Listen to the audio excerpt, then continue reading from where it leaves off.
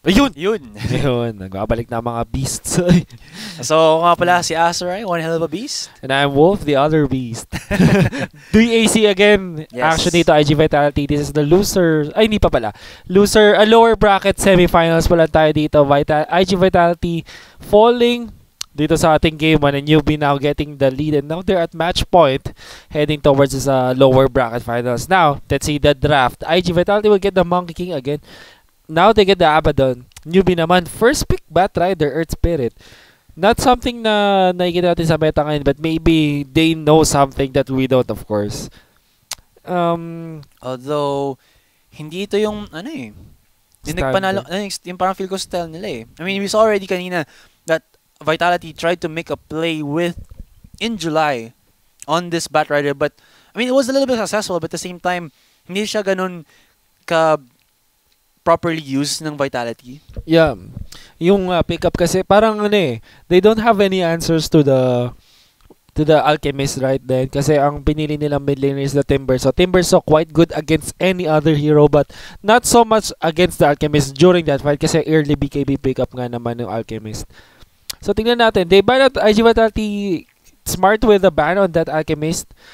Kasi that wouldn't work for them at alam natin Earth Spirit and Bart Rider sa mga very good recipients din na Aghanim Scepter, so Newbee can look to get that hero. Maybe, I don't know, Newbee ban na rin ang Invoker dito. Let's see, they might get the Ember Spirit, quite good with the Bat Rider type of lineup na medyo pick-up style and then mobile around the map, syempre with the Boots of Travel, so pwede siya maging support dito agad sa Bat Rider. So tingnan natin kung makuha nila yan. IG Vitality naman, I don't know yet. Yung Monkey King and Abaddon, they doesn't reveal yung mga... Ang dami niyang pwedeng parisan kasi na course on this support duo. Or maybe, actually, Abaddon could be an offlane. So now they're planning. Crystal Maiden na kanilang pinili, so still not revealing their lineups dito. Tingnan natin ang plan ng Rubik IGV. though for newbies. So maybe that can be a huge turnaround dito. Kung makanakaw siya ng Boundless Strike or like Wukong's Command. Definitely a huge steal here for Newbee if they can use that properly. Of course, yung Evotic Shield. I think ito talaga yung napakagandang steal dito for Rubik. Siyempre, Abaddon, meron siyang Evotic Shield. Ang problema niya lagi is the mana pool na mababa yung Abaddon because he's a strength hero and Rubik can easily spam that Evotic Shield nga na makakuha niya. They get the Terror Blade as well. Yung kanilang last pick dito. I mean, last pick for the second phase. Which is another good, parang ito yung identity naman ng Newbee, parang get a good farming hero that they have, so that's a Terror Blade. Matches well against Abaddon kasi pwede niyang isunder habang, kunwari, nag-fall siya, and of course, with the borrow time, Abaddon will go back to full health and then that's an easy sunder target for him as well. True that. And of course, pag nag-metamorphosis na rin to si Terror Blade in the fights, is a pretty scary guy to go up against. Yeah, looks scary and really packs up a punch. Is a really threat. Demon nga naman patindi. So Lina naman ang pinili ng IGV.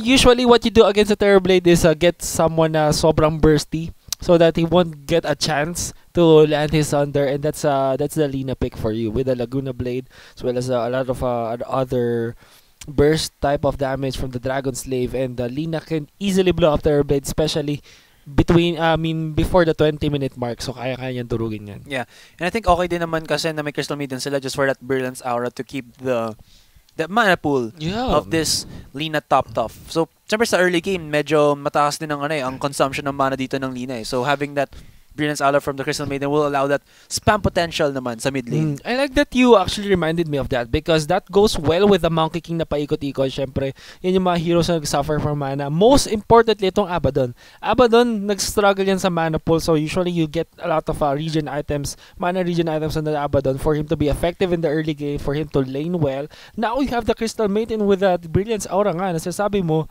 Now, Abaddon can stay in the lane much longer than he normally does. So may katanong pala sa chat, mga idol, ano po effect daw ng Aghanim sa 7.05 patch? Nako. Feeling ko na ano lang siya. Feeling ko na April Fool's to kasi 7.04 pa lang tayo mga tropa. So relax lang kayo. Baka mali lang na pindot mo. Easy bugatti na. May nag-post kasi niyan sa barangay na patch 7.05 is out but that's just an April Fool's joke. Wala pa po. Relax ka lang kayo dyan. Baliktad yung draft nyo, boss, I think. Tingnan natin. Direct, can you confirm this? They might be true, though. So, now, last pick na ngayon for IG Vitality, what would be able to top this all off? So, baliktad nga. Direct baliktad yung ano. Na-confirm ko sa Track Dota. So, Vitality yung gamit ng ano. That's why... sige, ano yun? Sige. Vitality yung gagamit kay Injuly nung Batrider. Parang tayo sasabihin kasi Injuly yun yung signature hero niya. IG Vitality, I think that's they are the only team that would first pick a Batrider in this meta. Okay, so yun. Salamat sa balistad. Balistad. Yeah, okay, dito. So now, Sven, ang last pick ng Newbee. I don't know about Haven't seen that in forever. I haven't seen that in forever as well. Ang naging parang indirect nerf kasi kay Sven is yung na-buff yung mga ancients na dati pinagpipiesta talaga ng isang Sven na talagang doon niya fina-farm out. So, I don't know if Newbee has something in their pockets but right now, I don't agree with this lineup though. IG Vitality, sobrang standard. This is a Tinker last pick sa kanila. So, they have a definite na gameplay dito. They want to head into the late game with the Tinker and the Terrorblade na gusto nilang tumagal yung laban with the defense and then just blow up yung heroes ng IG Vitality in the late game. So, Asoray, mukhang gusto nila tayong pagurin dito. Pero okay lang yan. Well, tingnan naman natin. Sanay na ako mapagod eh. Out soon? Oy, shoutout kay Pompey. Wolf down. Diyos ko. Nako. Wolfsoray. Mas maganda pa yung Wolfsoray na. Wolfsoray. Sige, pwede. So, tingnan natin dito ang mangyayari. But, IG Vitality, ang kanilang lineup nga. Ang Newbee, ang kanilang lineup is the Lina. Maybe that is their ticket to end this game faster because if they can force out yung kills on the Terrorblade, they can stop the snowball of the Terrorblade. Pati rin naman yung Tinker. Wukong's command quite deals with the Tinker if you think about it kasi if you stay there pero ang problema lang hindi pwede mag-overstay ang isang Monkey King under the March of the Machines but it can Monkey King can find kung nasan yung Tinker because he can jump in the trees. So yeah, I guess that's it. Yun natin.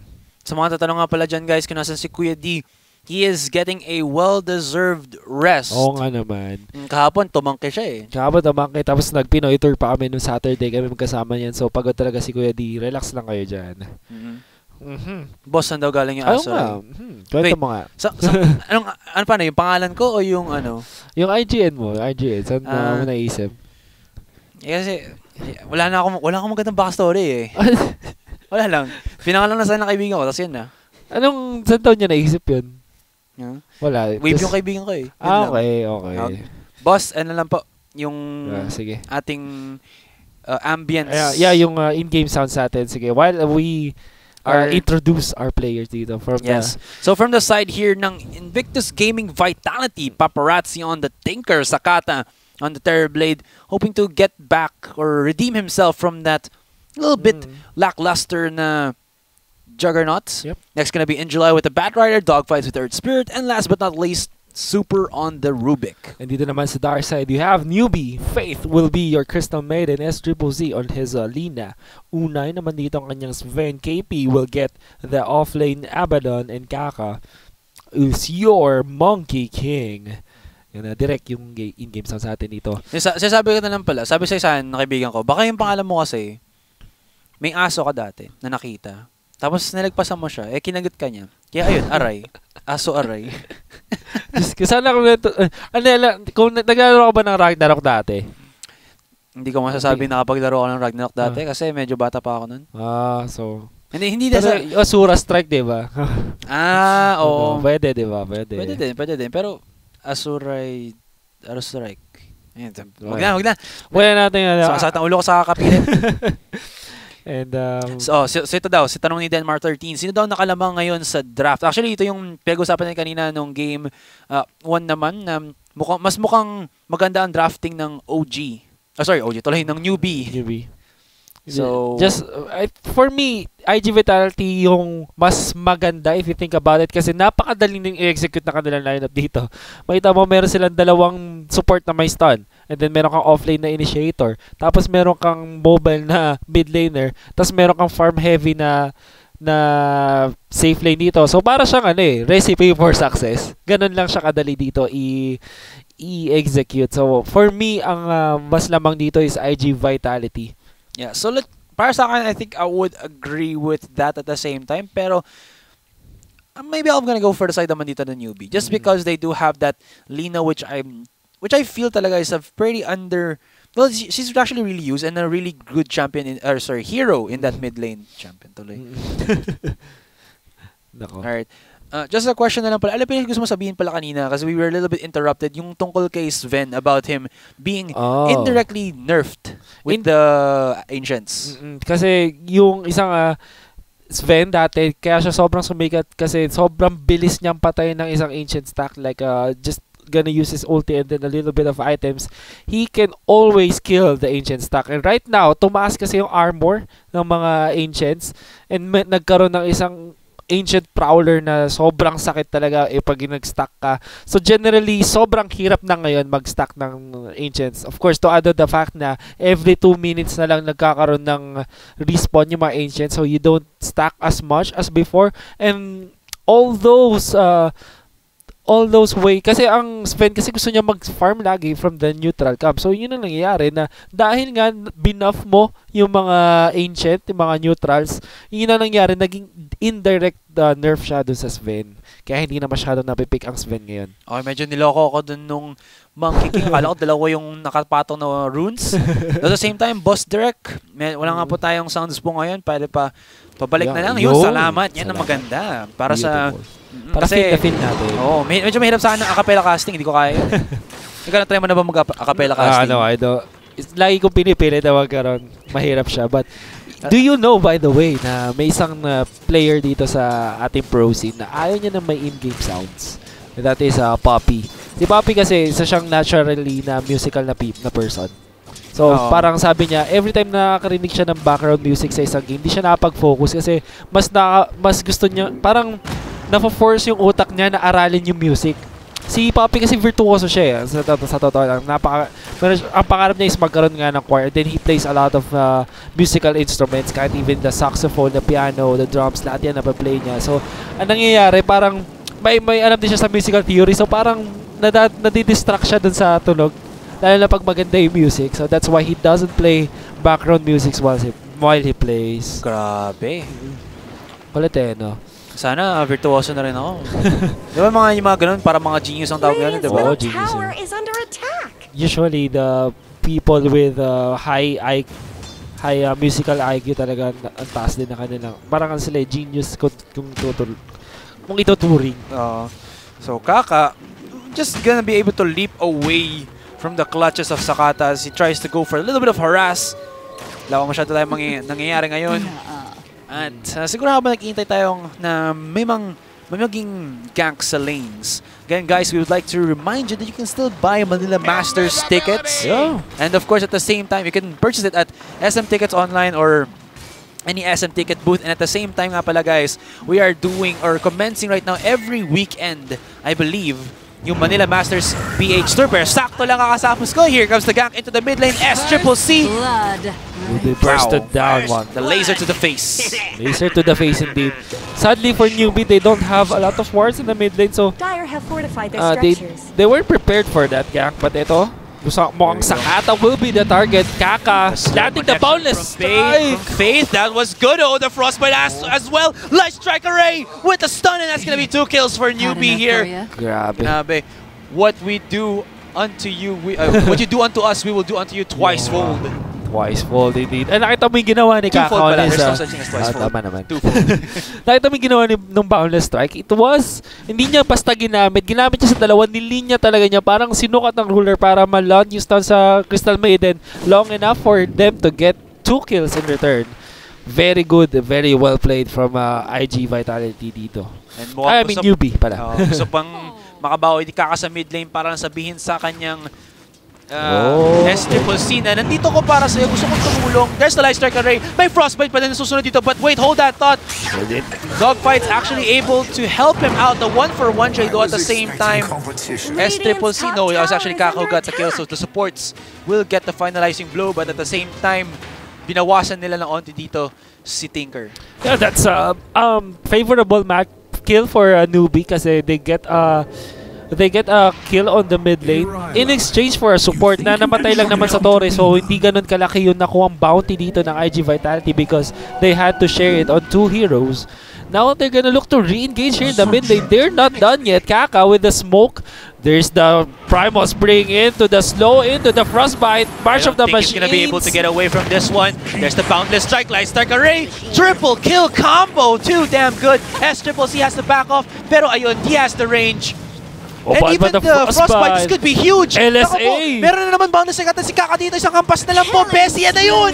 S-Triple-C, double kill. Gonna be on that killing spree. And medyo nagmasim ng Vitality. They did not look into the triple threat combo na meron ang Newbee. Yeah, very hindi ganun kalaki yung cooldown dito ng stuns from the Crystal Maiden and the Lina, which meant that they can land essentially two ganks against the heroes of IG Vitality. They get 2 heroes, double kill for S-Triple-C. S-Triple-C dito namatay siya nung una but doesn't matter anymore. Nakabawi na siya in terms of kills.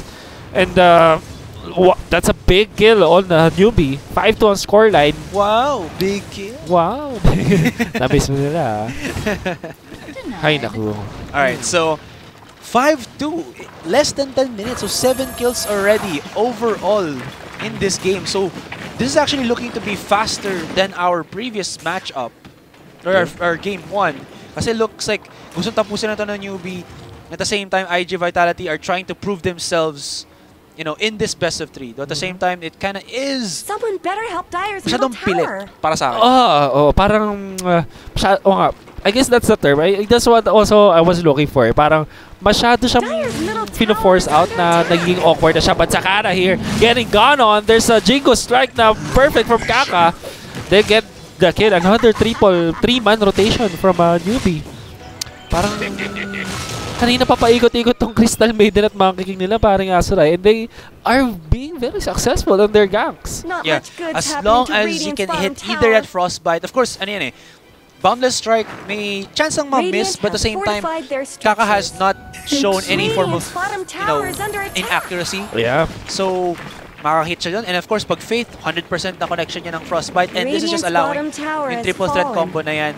Or this dual threat, tapos pag sa mid lane, triple threat kasi may light strike array coming in from S-Triple-C. Nakita nila si Kaka ngayon as well as Faith. So nagkaroon na ng onting wardings ang IG Vitality, but the damage has been done. 6 kills already for the Newbee side. They're looking for more here. Looks like they kind of spotted itong si Earth Spirit, but I don't think that they can catch up. Siya malayo na dito. Oh! Interestingly enough, wala din sa top lane si Sven. Yeah, he's jungling right now. I think na nag-prepare din ng stocks for him. As you can see right now, yung net worth dito ng isang Sven is napakataas, 4,600. That's normally not, you can't get that on laning alone. As you can see, Sven is now up with the Mask of Madness. Grabe ganun, early into this game. And this amplified his farm even more kasi mas lalo siya makakapag-neutrals dito. But this is gonna be a big fight into the top lane. Here they go to knock up onto the Monkey King. They're gonna be trying to run away. Boundless Strike to connect as well, pero no follow-up, no Frostbite, no Light Strike Array. There's actually KP here into the top lane just to provide some support for his teammates, his accomplices. So at the same time, that engagement in the top lane, giving leeway again for this Sven to just keep the free farm alive. Free farm rolling, rather. Yeah, I think he's now here in the bottom lane. So nakita niyo yung farming pattern niya. After dun sa top lane, after niya maklear. Pa-letter L. Oh, di ba? Paikot eh. Pumunta pa siya ata sa base ng sa jungle ng IG Vitality para mangagaw pa ng creep stack. Ganun na nga. Kung makikita niyo yun, sobrang na-clear out na. Siyempre, nag-respawn rin sa top lane. But yeah, the farming pattern was crisp. I think medyo mag-overextend natin si U9. And it looks like he's feeling the same way. Medyo malayo na siya sa kanyang pinanggalingan. Back na muna siya. Tayo yung reminisce. Mag-RNR, rest and relaxation. R&R. Indeed. So, napamailas na dito si KP. Siya, pretty standard na build order. If that's the for lack of a better term. Build order dito na usually ng isang Abaddon. Let's get that Midas para magkaroon siya ng set himself up for potential Radiance dito. As you can see, a walking tree here. Ganun pala yun. Ngayon na halata pala. Like, if you're Monkey King and you're disguised, you do not get the attention of the tower. But now, there's gonna be a little bit of a clash into the top lane. Or sorry, rather, into the jungle dito ng Newbee. But to no avail just for now for IG. Has looked better. The Sven is quite tanky even at this stage of the game, but they might get this tier 1 tower. Terrorblade is notorious for his pushing power, as you can see right now. So much damage, even with the lack of items on Sakata, even though hindi siya ganun ka-farm dito. Talagang ang lakas ng isang Terrorblade against the tower. They will get the tower down. Only with the Blightstone, ganun kalakas ang damage siya dito. That's the 1-for-1 trade in terms of the objectives, but at the same time, IG Vitality, no sign of slowing down. Though at the same time, ganun din ang gagawin ng Newbee ngayon. So, I think it's just gonna be a trade of objectives dito ngayon. But I think, right now, tama ka naman. But I think that IG Vitality might be faster here. But with the Metamorphosis dwindling down, they will back down. At mukhang there's gonna be a counterplay here in the top lane. See, dogfights though, falling low. No mana on this Lina anymore. And he is lassoed up. He will go down. That's a pretty big kill for IG Vitality, taking down the mid laner of Newbee in the form of the Lina. Interestingly enough, I didn't expect SCCC to actually overstay his welcome and get picked off there, but at the same time, syempre, they were a little bit overpushed and pwede pa rin mag-teleport ang mga members ng IGV dito sa shrine, so they gotta be very careful with that one. But still, I guess Newbee still has an advantage here because U9 has not yet been picked off at all during this entire game. So he's like racking up the money as much as he can. Yeah. But they find Sakata here. They have this Monkey King with the Invis rune. They might use the initiation right now. The Boundless Strike is there. Wong's a man and the Frostbite there. The Sunder though. Actually he did already, but the damage is just too real. The freezing field too much for them to handle. That's gonna be the 1-for-1 trade, but that was Sakata just for the Monkey King. Yeah, that's a bigger kill of course. IG Vitality. Unlucky. Nakatulong ba si U9 doon? Yeah, he stunned the Terrorblade after the Sunder. So, siya actually nag-close nung kill doon sa Terrorblade. Ang problema nga lang na laser siya in the end. So, that means that he can no longer land the right clicks. Yeah. Maybe, I think ang una niya item dito is the Echo Saber. Understandably so. And then he might go for the Blink Dagger. Then the BKB. Ayun na kanyang gagawin dito. As per his cue. Quick buy.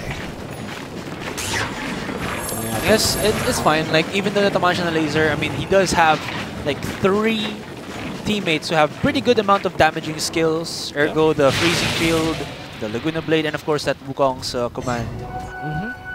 And with, of course, ito merong aphotic shield sila dito. So, pwede, the thing na people don't understand, I mean, nakakalimutan nila, is yung aphotic shield actually can dispel yung mga debuff. So, pwede niya magagawin yun. Pwede na lang gawin for Newbee. A good kit to counteract the laser from the Tinker. Gonna be a blink now up on that in July Batrider. 14 minutes, not a bad timing on him. They might look to get something rolling here, IG Vitality. Oh wait, what was that? Okay, si Dogfights nag-try lang mag-escape. Medyo na-spot out siya doon ng Newbee. He does at least able to get away from the clutches with his life. At the same time, Newbee, again, in the driver's seat here. They're really looking to start this game strong, but they can't. You can't say for certain kasi IG Vitality, even though na medyo na lugi sila ngayon sa laban sa second game na ito, they're still not as far behind as we were watching on the first game. Halatang ito, may comeback potential sila, meron din silang late game potential. Definitely, the thing with them is Newbee has a timer, especially on this Sven. Sven will generally farm faster than any other core, but he can max out earlier than most. just because of the abilities of the hero. They will fight it. Yes, Triple C lassoed in. There's 4 people right here, and that's gonna be an easy pick off. Not too much sweat for IG Vitality. Tama nga. Now, IG Vitality, I mean Newbee, they don't have a legit defense, but they're gonna find dogfights here. Nice strike array as well as the connection onto the boundless strike was perfect there. There's going to be at least the freezing field and the frostbite.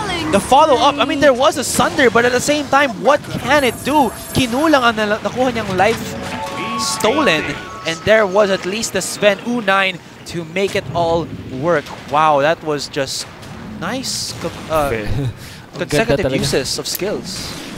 Kaka, I'm just impressed how Kaka just utilizes this boundless strike. Hindi niya ginagamit just for one hero. He makes sure that there's at least 2 heroes na tatama niya with the boundless strike, and maganda rin kanya spacing para hindi siya mapatay while after being sundered that heavily. Now, they also perfectly chained that stun on the Terror Blade long enough for him to die. But dito, Tinker will be found by the Monkey King. Getting chased by KP, but looks like there's gonna be a counter initiation here. KP here getting a little bit too greedy. There's the borrowed time activated by the Abaddon. SCCC as well in the sidelines. And akala ko medyo mahuhuli dito sa KP.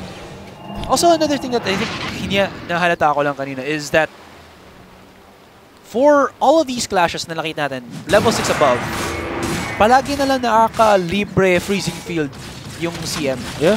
Never siyang na-cancel out. I think it's because always namamatay yung Earth Spirit or the Rubik. And then pag may boys either either one of them, hindi sila enough in range na ma-stop nila yung channeling ng ultimate ng CM. So that was like free damage. Yep. Which stacks up in the end, even though it's a support, still a very scary from Newbee. Still packs up a lot of punch. The problem with IG Vitality is they use yung mga stuns dito to initiate, not to counter-initiate. That's why Newbee still gets that free freezing field nga na nakuha nila.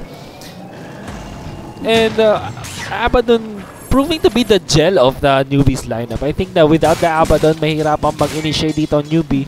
They can't rely freely on the Lina and those Sven to wreak havoc without being bursted down by IG Vitality. Because IG Vitality, meron silang burst potential, meron silang damage, even at all stages of the game, dahil sa kanilang Tinker at sa kanilang Terror Blade.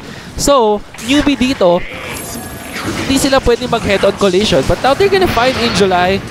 And as I'm explaining kanina, hindi pwedeng magkaroon ng head-on collision dito between Newbee and IG Vitality because IG Vitality has a lot of damage potential. But with the Abaddon, all of a sudden, Newbee has the sustain, has the debuffs, has the heals that they can get, which proves to be that the factor talaga nakakapagpalamang dito kung ano meron ng Newbee ngayon. And now you can see U9. Not much good's happening to Radiant's bottom tower. Well, nobody actually. The Monkey King is right there. Boundless strike connecting just for the stopping of the response dito sa bottom lane. Oh! Okay. Dogfights actually want to initiate. Have to be careful. Gusto manimula ng laban. Nako, nahuli nila dito si CM and I think that's the exit frag na gusto nilang kunin dito. Well, I guess CM for like 3/4 of the bot tier 2 is good enough. If he can come back without IG, alam mo yung responding to the bottom lane. And also yung mga... This is a good setup. Pwede nilang isipin dito na for a CM, for a trade of CM, mag-hold down yung lasso din. So that's another few more minutes for Newbee to farm around or work around with because they know that the timing of the lasso is down. Now, Monkey King is picking up the Midas para lalo din siya maka-approach dito sa late lane. Radiant's bottom tower's got problems. I don't know, maybe Newbee after the BKB pickup, they're gonna look to re-engage again dito sa ating labanan. So let's go. Can we go for a quick item check dito? Direct? Okay lang ba? Habang nangihintay pa tayo ng mga farming dito. So there's gonna be a push here in the top lane. Looks like Newbee won't defend this anyway. They're beating on Dire's top tower. You can see that Una is actually in bottom lane though. So tier 1 for tier 2. So yun yung not equivalent exchange. Magalit si Edward dahil dito. Kaya nga eh. Pero hindi ako magagalit kasi malapit na yung bagong movie nila. Daming, yeah. Bagong anime ginobas ko na. Season 2 ng Shingeki no Kyojin. I think bago din episode ata ng Hero Academia. Pati yata One Punch Man eh. Or hindi ba? Or anime lang ba yun? Hindi, I think yung nakita mo natin yung release niya sa Netflix. Oo, tama. Yun no? Yun nga yun. Salamat sa Netflix, mga unsung heroes natin dyan. Sakata though. Dealing a lot of damage on the tower. Ang hero natin ngayon, si KP eh. Tumatangkay talaga ng damage eh.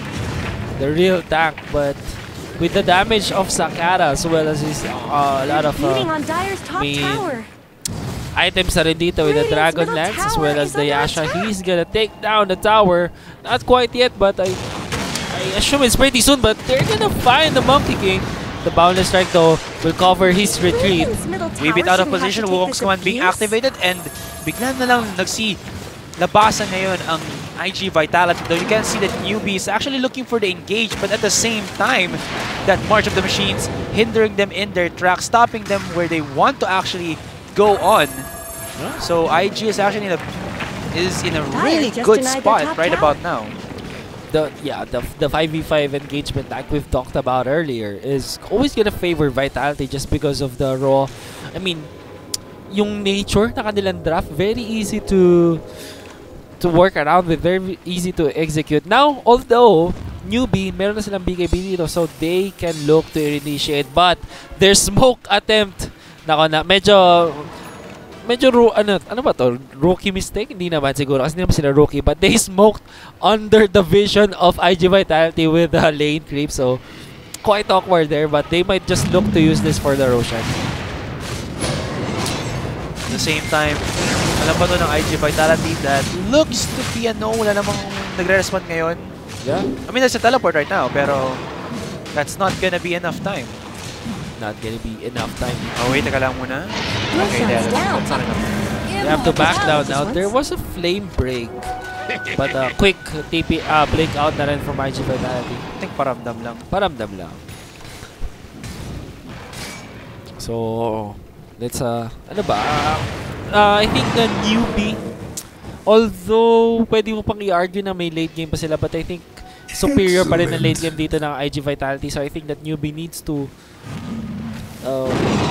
at least end the game as early as possible. So may AG sila, they can force the issue. For IG Vitality naman, conversely, I think that they just need to prolong the game. So their blade is really strong the late game. Then you add in the Tinker. A lot of potential here for IG Vitality if that's a lot of lane control as well as of course yung if they if there's a clash happening tapos they just allow the Tinker to set up a lot of March of the Machines, that's a whole chunk of damage being dealt onto Newbee if they're gonna try to push into the territory of Vitality here. So quick and decisive strikes will definitely help Newbee to spark maybe the better control of this game. Kasi kanina they have the control. But then the problem is, medyo nahayaan dito si Terrorblade as well as the Tinker. So you have to be very careful with that. Very careful with them now. Ngayon na legit threats na sila. Yeah. So ang key dito for IG Vitality is tiis pogi technique lang muna sila dito. Just weather the storm, I guess. Because they have a way to farm. This will come in handy. Very cool interaction dito Kaka with that Arcana na every level up niya sa kanyang skill nagbabago ang kanyang skin. Nag-update ang kanyang style. So what happened daw to his paparazzi? There's gonna be a weird engagement to blink out. Quick with the trigger dito na in July Bat Rider natin. He will get out of there. So, what happened to Paparazzi? Well, for one, siya nag-champion ng solo tournament. Very good achievement para sa ating young blood dito. Yeah, relatively young blood talaga ito sa Paparazzi. Newbee are starting to fight off. They spot out where the real one is, and wow, Kaka just starting it off beautifully there for the side of Newbee. I think there is a buyback for Terrorblade, but that was just a fast pick-off from Newbee. At the same time, they're not gonna press the numbers advantage that they have. Dire's bottom tower has been denied. Yeah. I don't know why though. Maybe they thought that BKB, since the BKB is down for Sven, they don't have another fighting chance, but I don't know. Money to burn. Maybe they just want to be safe. Kasi they can actually go, pumunta na sila ng mid lane para makabasag ulit ng mga towers. Kasi that's the only last remaining outer tower ngayon eh. Yeah. Last line of defense for IG before matrap sila sa loob ng base nila. I mean, so to speak. Yep. Yeah, I guess the decision dito for Newbee is to maybe take the game. Sarap ng boy ni Fate. Nakatira lang siya sa chill forest. Parang sila batters ngayon, pa-chill lang sa Baguio. Shoutout nga pala sa inyo. Hindi tayo sinamay, no? Oo nga eh. Alam tayo dyan, paring batters. At paring Manjin. Bunch of friends. Good friends. Good friends. So, maybe Newbee will just look to get the cooldown again on the BKB timing dito ng Sven before they look to re-engage. Because they are poising here in the mid lane. Mukhang ito na yung time nila para i-take the mid lane. They're shoving out the lane here in mid. Also removing those illusions from the Terror Blade. So they can initiate more. So, mukhang Lincoln ang target dito ni Sven. Good against the Batrider generally. Yeah. Kasi you can Lincoln that off. At ito na. Para yasara yung mga dudurugin na nila. Finally, here comes Newbee with the first strike. They're gonna be knocking on to the mid-tier 2. Best na attacks with the S-Triple-C, ah. Ano actually itemization nyo ngayon? Yeah. Okay, wait, check po. Aether Lens, yeah. Si S-Triple-C. Yaw. So it's a Yule Scepter and the Aether Lens and the Blood Soul, of course. Mukhang Big Dagger yung kanyang next item dito. Yeah. But I think that they're wasting a lot of time on their Aegis right now. They could have forced the issue here in the mid lane, but I guess they're just too scared of the March of the Machines, as well as the split push potential that IG Vitality could pull off. Now there's gonna be a rotation here. Aegis will be expiring. Yeah. But then at the same time, kind of, nakita mo na yung potential ng Newbee. I guess yung issue na lang siguro ng Newbee ngayon is that was because Kaka was the enabler. And if you think about it, the side lanes has more trees for initiation than the mid lane. I mean, yeah, there is a lot of trees in the mid lane, but then medyo malayo siya for Kako to actually hit the pretty good Boundless Strike plus the follow-up of the Wukong's command, so he has to be very careful. At the same time, kung nasa side lanes kanyo, that is what's gonna happen. Newbee's gonna take command and get a kill for themselves. So that I think that's why Newbee are very scared to fight, kasi pag nasa taas sila dito, going to the high ground, wala doon pwedeng pagsetapan si Kaka. I guess so. That's quite an interesting interaction that you pointed out, but they will find Angel Eye here. Side sila ngayon, March of the Machines. KP is actually charging through this one, and oh my goodness, dogfights!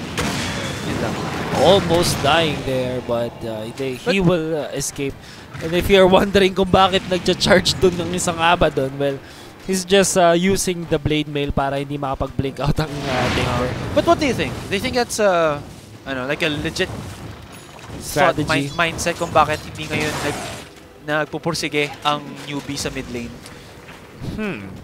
Or what do you think? Yes and no. Yes, kasi that's something. That's an explanation. But no, I don't think na yun yung talagang primary target nila, because I think they're just looking for a better trade. Kasi yes, you get a kill on the Rubik, but that doesn't mean that you can really push high ground with it. Maybe they want to get a kill on the Batrider, which is the primary initiation tool for Vitality. And getting the kill on that Batrider would be the green light for them to take the high ground. Because I think ang inisip dito ng Newbee, once they lost a high ground fight, kahit isa lang, it would spell na it's the end of the game. It gets way harder from that point on if they lost a high ground siege. Yeah. So, triple overtime ngayon dapat ngayon ng Newbee para makakuha sila ng pick-off. That's gonna be, I would think, it's gonna be up to Kaka talaga ngayon. Because he's the one who has the longest range, I think, for CC, no? Yeah. Boundless Strike, you think? Better than the range of, than the Light Strike array. Yeah, definitely. Or the Stormhammer itself. Yeah, Stormhammer. tama naman. Yun ang pinakamalayo. Although medyo manipis. Oh, teka muna. Nag-tag in. Gets the catch-off onto the Rubik. Grabe. Inulti na ni Sven. Inulti pa ni Lina. Ganon sila ka-bad trip dito. But they don't have the Abaddon around the area, so maybe they won't It's kind of push awkward this though. out. Yeah, awkward indeed. So walang pang God's Strength ngayon si Unay, pang laban. Yeah. It's gonna be 60 seconds out of commission for now. There's gonna be a TP here in the bottom lane. They will find the Ruby. No, it's Dogfights. Na sabi nga ni Sir Action Slacks, the best name ever ng isang pro player is the Dogfights. Pero may nagtatanong dito, nagwo-work ba ang MKB sa miss-like debuff ng laser? Yes po. It works. So you don't need the BKB for that. But of course, with I think Bloodthorn, ang plano dito ni Sven, according to his Q, that also gives True Strike, which means na pag na True Strike, of Malevolence. yeah, that's the item build up for the Bloodthorn, which if you buff that on an enemy hero, hindi ka magmi-miss dun sa hero na yun. That grants True Strike, and as well as more crits. Crits all day long. Crits all day long. Crit all day. Basher na dito ang ating Monkey King. Again, that works with the Wukong's command. Pretty nifty tool to have. Oh, actually, I did not know that. That's why. That's why. And the best thing about it is independent siya dun sa bash mo. Kasi diba, your bash cools down, but the Wukong's command, each monkey na nandun is independent yung cooldown ng bashes. So, means that you can bash a lot of heroes. Redspin will be caught. Newbee is such a good team right now in finding singular picks. At least hindi na sila overkill ngayon. Hindi na sila, wala nang Laguna Blade, wala nang God's Strength. Yep. Chillax lang muna. Chillax lang muna. Again, I don't think this is the target that they're looking for. This is just scraps right now for IG Vitality. But at the same time, this will enable them to start the Roshan fight without too much contention, I think, from IG, or Vitality rather. Just because there's not a lot of, or there's the 4v5 situation to deal with. And of course, that is an Earth Spirit that does have the Magnetize as well as those Stone Remnants for the CC. Now they're gonna take the Roshan. This might be another telltale sign that they can push. Let's see, but Newbee's being too, I don't know, too conservative. Yeah. Maybe it works, maybe it could work, but I mean, every time that you every single minute that you give to a Tinker to a Terrorblade will mean that you can farm more safely. It also means the nagfo-fall off din yung Sven mo from time to time. So I guess that's the only concern for Newbee here.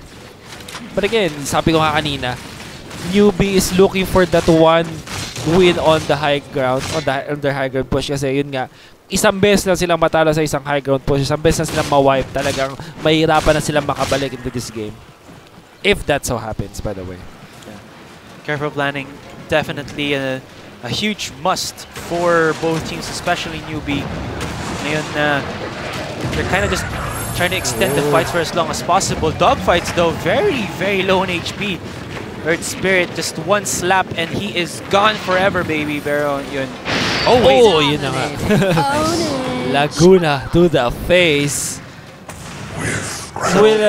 Cooldown sa cooldown, pero there's still the God's Strength, so that's pretty huge. Yeah. Wukong's command actually being activated already, so Freezing Field is the only AoE skill that they do have in terms of ultimates. But at the same time, this is the numbers advantage here for the side of Newbee. They're starting to work at this bot, actually at this top tier 3. I don't know, 140 HP na siya. This is looking pretty good. That is a good, at least a nice chunk amount of damage dun sa sa tower. They're now okay. They're gonna back down. This is China for you, baby. Kung Pinoy to, kung Southeast Asian team to, parang Asparay kanina pa kumakatok tong Newbee dun sa high ground eh. Pero dahil this is Chinese dodo, this is calculated risks na ginagawa nila. For now, hindi sila nag-risk because they don't want that to happen, but Long as possible. as long as possible. Better to be safe than sorry. Sometimes it proves to be their bane, pero wala. That's Chinese Dota for you guys. I was so calculated. Kahit ako, mapaisip ako na wala akong kakilalang team ng other games na ganito katagal, ganito quote-unquote calculated ng mga risks na kinukuha nila. I mean, it's calculated, but at the same time, it's fast. Yeah. Actually. Yeah, I mean, I wonder though. Ganun din ba sila sa ibang eSports discipline natin? Are they like that during maybe LoL or CSGO? On the highest, there's the point wherein sobrang alam nila yung kailangan nilang gawin. Even though if it looks like they're trying to end the game as fast as possible, it's calculated na din. Okay. So, discipline pa rin talaga. Yeah, discipline pa rin sila. I guess so. Yun na nga. Sinong drafter ng Newbee? Si Kaka. If I'm not mistaken. I have to go and look for that. So, Roshan will be reclaimed in 2 minutes, though. Let's see if Newbee will work around this. It seems like such a waste to not use the Aegis of Immortal twice. Yeah, I mean, you and I both think of that way. I mean, this is the reason why you have the Aegis of Immortal, right? Yeah, diba? To use in the fights para at least may pang-revive ka. It's like a Mario mushroom. And you also soak up yung mga ultimates niya, Exactly, you use it to win the game. Not to stall, not to just deny it from the other team. But it looks like within that 2 minutes time, pasok na ngayon ng Newbee. They get the top tier 3. That's actually beautiful entrance for them. And the machine gun tactics from S3C. Although there's gonna be a lasso onto this van. Look at the damage onto Sakata. He is uncontested right now. U9 taken as well. He does not have the Aegis Immortal onto himself, so no revival for the Sven. That's gonna be the 1-for-nothing trade. Pero nagmamba out na ngayon ang Newbee. It looked like they kind of overcommitted onto the Tinker at the same time. Hinayaan nila mag-free sa Sakata. But they are going to take that tier 3 tower as well as the melee Basser in the top lane. So all in all, I think Newbee pretty content with that. Of course, not the outcome that they are expecting, but I think that they will get what they want, I guess. But still, that's not the Aegis that they used. Double damage. Wala. This is it's their decision. Yeah, we can only watch and see how they actually play. So guys, kung gusto nyo matuto ng Discipline Dota. Discipline Dota, oh my god. This is the game.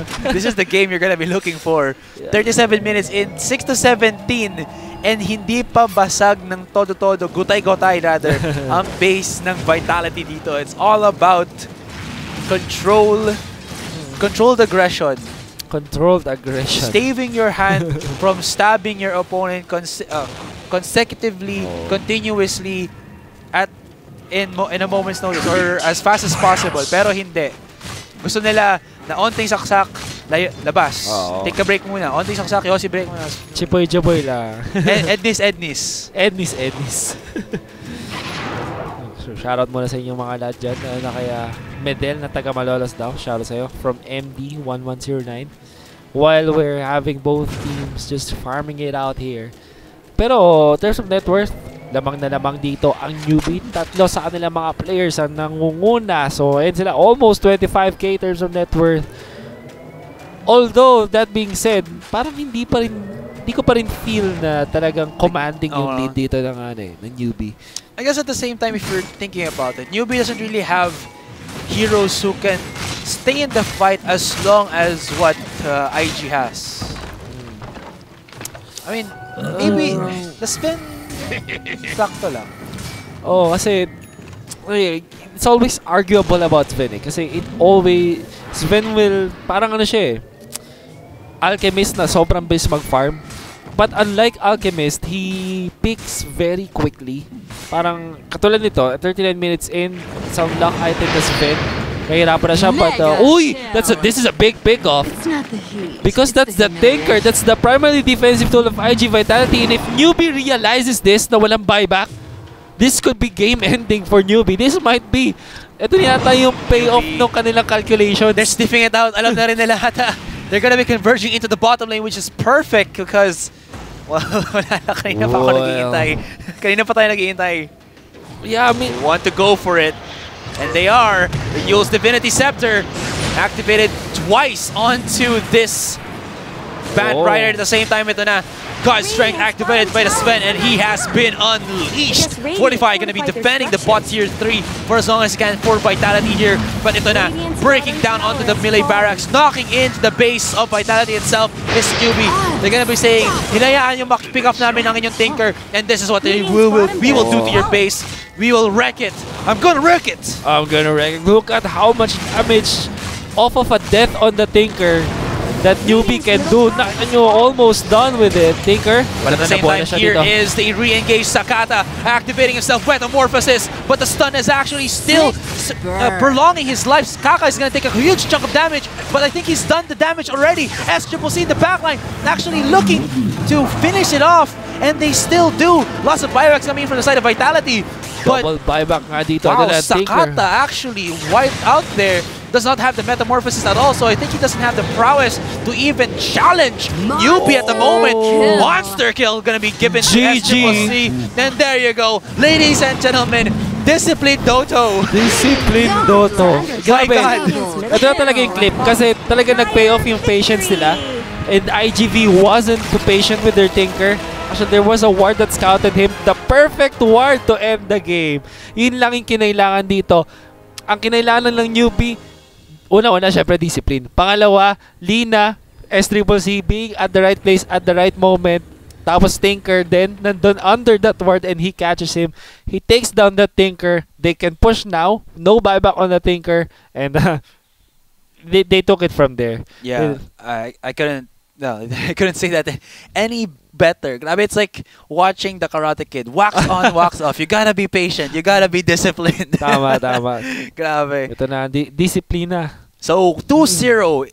And that'll be it. Our winners for this best of 3 between Vitality and Newbee is Newbee. So congratulations to them. Yeah, congrats them. They, IG Vitality, they will go home now. Sila top 4 na lang kanilang finish. But Newbee still continues. They will face again another Invictus Gaming. This time yung main squad na Invictus Gaming with Burning and the gang. Dito sa bukas yan. Dito is the lower bracket finals. Yun ang mangyayari. And I think the next action for us is the Dota 2 Asia Championships All-Star match. I don't know if we're gonna cast that or not. Tingnan natin. We'll see. Oh. Pero yeah.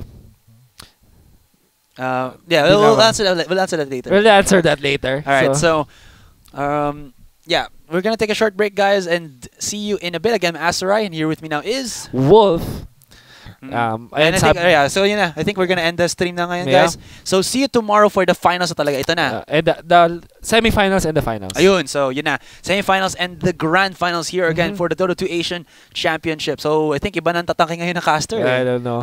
Napagpahinga na ang Kuya D natin. Oo nga, tingnan natin. Bukas syempre, ang mga main event talaga, pang mga Kuya D. Tingnan natin Oo nga.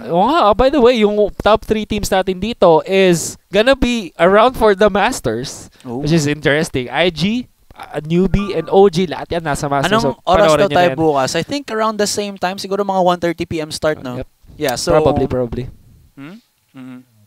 Or earlier. It depends. Depends, guys. But, of course, you can just check that out at mineski.net for our full coverage schedule. Yep. And Mineski TV, yun din yung mga page na. Of course, join our barangay, official barangay Mineski group na facebook.com/group/esports Pinas. Yan, sali kayo dyan.